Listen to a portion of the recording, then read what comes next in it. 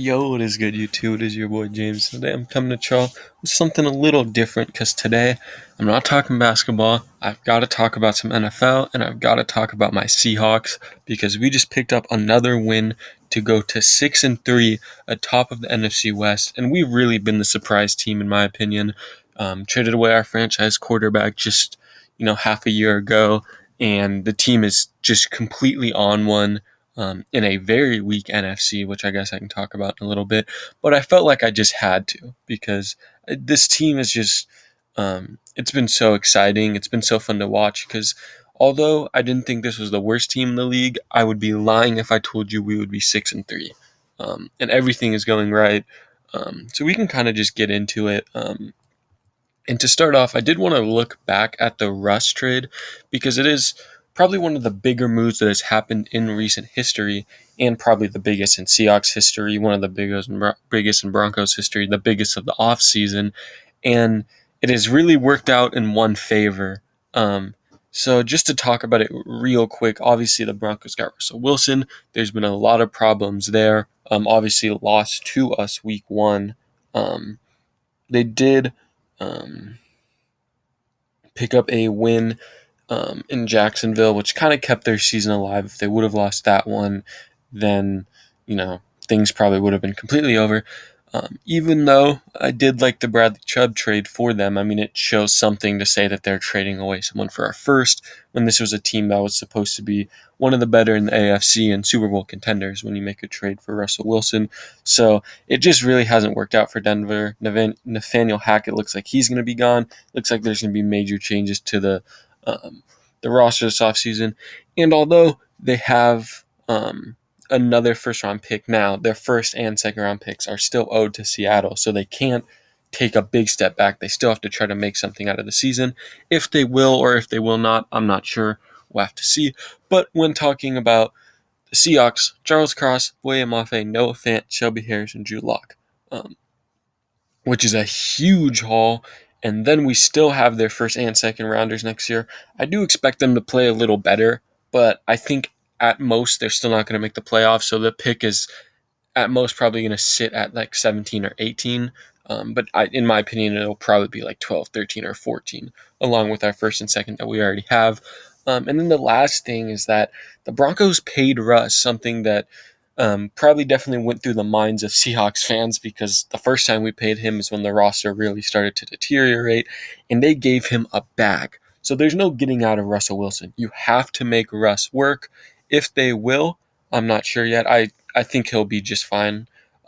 But there is a world where this thing just doesn't work and you're stuck to 50 mil on a quarterback, which could definitely, get rough in the next couple years. But looking back, the Seahawks have just clearly fleeced the Broncos in every asset so far. So yeah, it's been crazy. Now, the next thing I wanted to talk about is just how the Seahawks have completely won the draft, in my opinion. There's teams like the Jets, other teams like that, but I just think for how well this team is playing, you have to probably call them the winners.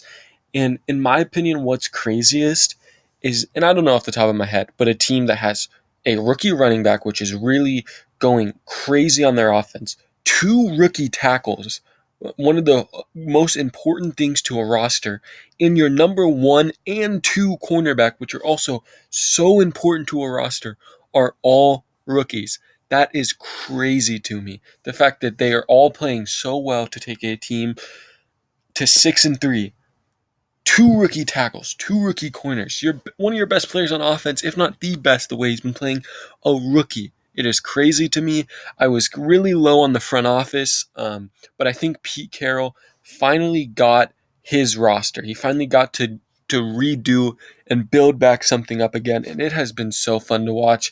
I think realistically, I don't want to get too high on myself here, but if Kobe Bryant, Kenneth Walker, and Tariq Woolen, and the way Charles Cross and Abe Lucas have been playing lately, if they continue to progress, this could be one of the better draft classes of all time. You could look at it as, probably not the defensive talent you got, but the same one that we had to build up that Legion of Boom. You'll probably be looking at this draft class the same exact way. It has been crazy, and I'm so happy to see Pete Carroll really get a roster that he can flourish with, because obviously there's been some disappointing years in there the last couple years. So, and I didn't even talk about Boye Mafe. He's really just a rotational guy now, but I'm also really like Boye. I don't know when he'll really get all of the play time, but for a pass rusher, I like that he just has a certain role, and he's looked fine in it. So this draft class has just been amazing, and it's really took a team that was projected to be one of the worst in the league to one of the better in the NFC. So crazy to me. Now, I can't talk about this video without talking about Geno Smith. I have Tyler Lockett and DK here, but I really just want to talk about Geno for a second. It has been crazy to see what he has done. And I know there's still some questions about can he hold this up, but the thing to me is just the fact that, like, other than like a guy like Cooper Rush who came in and won, or a guy like who was my other comparison? Can't think of it off the Bailey Zappi. Guys like that came in and looked good. Geno Smith is making impressive throws. There was 2 throws in the Saints game that, aside from PJ Walker, who just went fucking berserk, are probably 2 of the best throws this year alone, the one to Lockett and the one that he rolled out to Noah Fant. It has been crazy to watch, and his legs have even looked good as well. First in completion percentage, 6th in passing yards, and he only has 4 interceptions. Now, also, I do want to say we haven't had our bye yet, so these stats could be a little dependent because most teams have had their bye. We haven't yet. But still, just for Geno to be playing this well is crazy. I'm so happy for him, a guy that really I didn't even expect to have the job to start the year and has came in and just been phenomenal. And then talking about the 2 wideouts, Tyler Lockett has just been everywhere. He continues to just be Mr. Consistent. He's so good. He's a guy that realistically probably should age decently well. Obviously, we say that probably about a lot of guys that don't, but he has looked very good. Not gonna lie, pretty sure I forgot to update DK stats. DK has been a little more disappointing, but I still think that his talent is just out of the roof. He just needs to kind of clear. He's had some mistakes on that. I'm like, okay, those are just things that he needs to, clear up. And within the next couple of years, I do think he's going to be like a borderline top 10 guy, if not in the top 10. So these 3 right here have been amazing. Obviously, Kenneth Walker's came in and went crazy, but just on these 3 alone, Geno has been one of the better quarterbacks in the league, and Lockett and DK have probably been one of the better duos, even though neither of them are really like a top 5 guy, but they've both been doing their thing, and the offense has been cooking. Defensively, I just have to talk about Uchenna Nwosu real quick. This is a guy that I knew. I really only knew of him mostly because he was a young pass rusher in Madden, but he has just been phenomenal this year. It's been crazy. I forgot to put how many sacks he has. He has 7 sacks, and he had another crazy game yesterday, technically, when this video is going to be coming out. But he has been the steal of the draft, or steal of the free agency. He's only 25. Like, this is another guy that they brought in that has just been cooking, and man, he's been doing great. And then Jordan Brooks has just been doing his thing. Same without Bobby Wagner. He's great. Definitely should add another linebacker to complement him, but he's been great. And then Quandre Diggs been great. Ryan Neal has been, ever since we took out Josh Jones, I believe his name is, and just said, Ryan Neal, play as much as you can, the defense has really changed.